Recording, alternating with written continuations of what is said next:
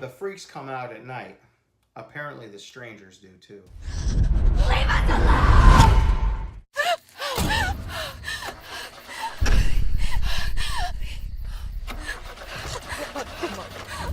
Come on, please. Come on, please.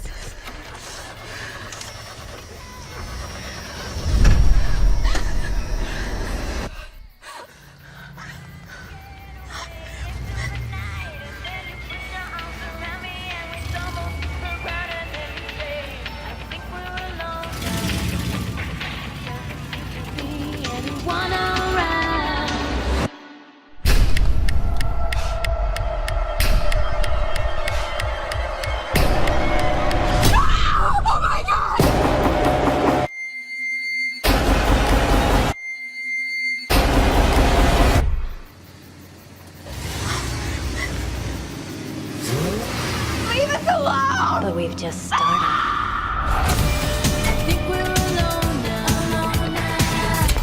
What's up, Universe, and welcome back to the web's first must-see comic and nerd culture show. Welcome to Comic Universe. I'm your host, as always, the kingpin of comic culture, C-Dubs here, and I'm going to be talking about today The Strangers Prey at Night. Just recently saw this film with the wife, and I know it's been out a little while, and I watched it. I'm such a huge fan of the first one. I love the first one. After watching the second one, I just have to put my thoughts into words and vent and just tell the universe what I think. And if you haven't seen it, maybe you should stay away from it, especially if you're a fan of the first one. Okay, so the premise of the first one we all know: home invasion, horror movie, stalking. Is very atmospheric. It takes a family of three, if you will, killers that are hunting for the sake of hunting. One of the greatest parts of the first one was just basically, why are you doing this? Because you answered the door, basically, because you were home, you answered. And it's just like, they are the embodiment of what essentially the Joker is. They just want to see the world burn. They're just doing it for the sake of doing it. There's no real motive or reasoning behind this family of killers. And I call them a family because it seems like it's like the father, mother, daughter type of thing. It's never explained in any of the films, so we really don't know. So that's just what we're going to kind of go with. So the strangers, as they're known, same masks as always in the first one. They show up into this trailer park home. They kill this elderly couple. And while they're killing this elderly couple, basically there's a phone message left letting them know that the rest of their family is going to come for a visit. And they're going to be running a little bit late. And I guess we don't see this part, but at this point you can just see the light bulb probably pop up against their heads, like, oh great, how sweet, fresh meat, they're going to be coming in. There's going to be more for us to kill. So they basically leave open. The elderly couple ran a convenience store in the little subdivision, if they will, this little trailer park home. And this family of four is on their way in to go see their great aunt and uncle. Why it didn't say it was their grandparents, I don't know. They could have looked, old enough to be their grandparents. But they're on their way in to visit them. And during this trip, the daughter, it's led on to us that she is kind of just this bad apple. Just getting bad grades, skipping, getting into trouble, probably doing drugs, fighting, the whole nine. So they're going to be sending her off to boarding school. And she's really obviously upset with her parents. She's like, but her friends who are also involved in all the same things she's doing, they're not actually going to be doing anything with them. So she's like, well, my friends aren't going. Why do I have to go? And she goes, well, because we're not your friends. But I do find it kind of funny. There's a scene where the mother and daughter are kind of smoking together, and this girl's maybe 15, 16 at best. And I was just like, you guys are model parents. Why do you care? And why are you sending her off to boarding school now? I was like, if you're smoking with her, what does it matter? Anyway, so they're kind of coming in. They're going to stop off at the convenience store to pick up the keys to the trailer park, apparently. Well, they show up, and it's open, and there's nobody there, but there's a note written. He's like, oh, the keys are, I guess, in the drawer or something like that. We're going to go ahead and go to bed early. We'll see you in the morning type of thing. And they're like, oh, okay, so no problem. They get the keys, and while they're driving to the trailer park, they advise basically us, the audience, that this is a, after like Memorial or Labor Day, I don't remember which one, this whole like trailer park kind of just vacates, and it's kind of a ghost town, except for the people who run it, which is the great aunt and uncle, to this film. And I was just, in my mind, I'm like, of course, that's why there's no one else around. All these trailer parks, all these cars, all these people who should be there, which could have made the movie a little more interesting and a little different than the first one. This is how they seclude them, if you will, or have no hope for them or no help. So the family gets to where they're going. They go into the house. They open the fridge. They see some Chinese food that's there, and they're like, that's weird. This seems fresh. It was someone here before us. And the mom's like, no, there shouldn't have been. And dad's like, oh, I'm going to eat it. And she goes, no, you don't eat that. You don't know. He goes, no, it's fresh. And then, of course, at this time, we hear the knocking on the door. And you're like, oh, great aunt and uncle should be showing up. And they open the door, and it's the girl from the first one. And she's just far enough back in the shadows where you truly can't see her face all that well. And she asks, is so-and-so home? I forget the name she asked, Naomi or something like that. It was a random name. And they're like, no, honey, I'm sorry. I think you got the wrong house. No one's here by that name. There's no one here. She goes, okay, thank you. And turns around and walks away. Just like in the first one. And then, this is going to be the last night together as a family. Sort of like, let's play some cards. Let's have some family night. Let's stay away from our cell phones. And it's at that point in my head, I'm like, great, they're setting up the whole we don't have our cell phones motif, so you're even more secluded. And, the daughter's really pissed off and doesn't want anything to do with it, so she storms out. The older brother, who's about 17, he's a baseball athlete. He's a star for his high school or whatnot. He's getting ready for college. He kind of bolts out after her, so this kind of splits the family up. And I'm just like, this is just like paint by numbers, guys. And I'm telling you, it's at this point where, again, we get the mom and dad open the door again. Is so-and-so home? No, honey. I think, are you lost? Can we help you? And she just kind of turns around and just walks away. And she walks, and then stops. And they're looking, and they're looking, and they're looking. And then she kind of continues to walk away. So the mom's like, yeah, that's really creeping me out. Like, let's go find the kids, because this is just not normal. So as they're going to find the kids, the brother and sister just kind of randomly walk into another open door. They see an open door in a trailer, and I thought no one was here. Let's go see. And they go inside, and they find their great aunt and uncle who are dead. And they freak out, and they start bolting back towards the house where they bump into their mom and dad. And they bump into them, and they're like, oh my God, and they're crying, they're hyperventilating, they're freaking out. They're like, so-and-so's dead, we saw them. And the parents at first are like, this is not funny. And it's like, no, they look to the son, because the son is the more trustworthy of the two. He's like, no, it's true, it's true. He's like, okay, let's go. And it's at this point where the dad goes, to the daughter, you and your mother go back, lock yourself in to the house, call for help. Me and whoever, Doug, I don't know what his name was, they're going to go back and look at the house, look at the dead people for themselves. He's like, instead of just trusting his oldest son and going back and sticking together as a group, as a family, they split themselves up. And again, I'm just like, paint by numbers. And it's at this point in time where the jump scares start and the stereotypical kills happen. And, it's funny. They end up finding a gun and then losing the gun the most stupidest way. They get into a car and they get into a car accident and get impaled and just the most randomest, stupidest things. Like every time they find themselves with an answer to the problem that they're facing, they just are so stupid. Like there's a point where the oldest son has the youngest killer at gunpoint. She's holding a knife. She literally just killed the mother and stabbed the daughter in the hip, the thigh, the leg, somewhere, and she's bleeding out and was just about to kill her.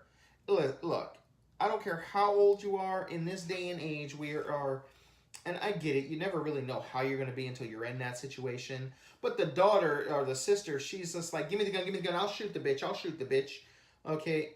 This is when you give her the gun if you're not man enough to pull the trigger yourself, because this chick just had a knife. And he's like, drop the knife. She drops the knife, and then they run. I'm like, you gotta be kidding me. Boom, one cap would have saved yourselves so much of a problem. Anyway, so this movie just kind of just did everything it could to be like, kill, chase, stab, chase, stab, fight, chase, hide, found, try to stab, chase. And I'm just like, This movie's crap, major crap. And then there is this one scene. This one scene is not good enough to save this movie, but this scene is absolutely beautiful. Absolutely beautiful. I love it, and I wish the whole movie could have been as stylistic as this scene, guys. And you may have seen it in the trailer. It's the scene by the pool, okay, with all the neon, tacky trees, if you will, and they're playing 80s nostalgia music. And in fact, it's funny because this movie tries to have that 80s nostalgia feel, but it's clearly taking place in modern time with their smartphones and things like that. But it really misses the mark except for this one scene. And this is where you finally, you're like, thank you! You know, you get the hero, or one of the heroes actually killing one of the strangers. The mother stranger, if you will. She just comes running up after him. He has a golf club, pops her, knocks her out, then grabs her knife, and he's like holding it, contemplating what he should do. And it's just as her eyes open to kind of go back at him, she goes to like choke him, and he's stabbing the shit out of her. Okay, and you know, at that point, I can imagine if I had seen it in the theaters, everyone would have been clapping, because that was finally the one good thing in a horror movie that has finally happened, especially in this horror movie. And you're just like, it's about time you grew a set of balls, kid. And then, of course, Big Daddy with the axe shows up. And, you know, he's swinging the axe, he's swinging the golf club, and they get into this whole scuffle, and they're fighting it off and everything, and they fall into the water. Again, the music is playing, and the kid he had found also like the knife that he had stabbed the girl with. He has the knife, and they're struggling, and it looks like maybe he's going to stab the dad too, and you're just like, yeah, this is freaking awesome. And the dad overpowers him, and then there's the kid's trying to, you know, run out of the pool, because of course you can't really run in water, okay, let alone with all the clothes you have on just dragging you down. He gets popped in like I would assume the kidney area, the liver area, stabbed right in the back, lower back.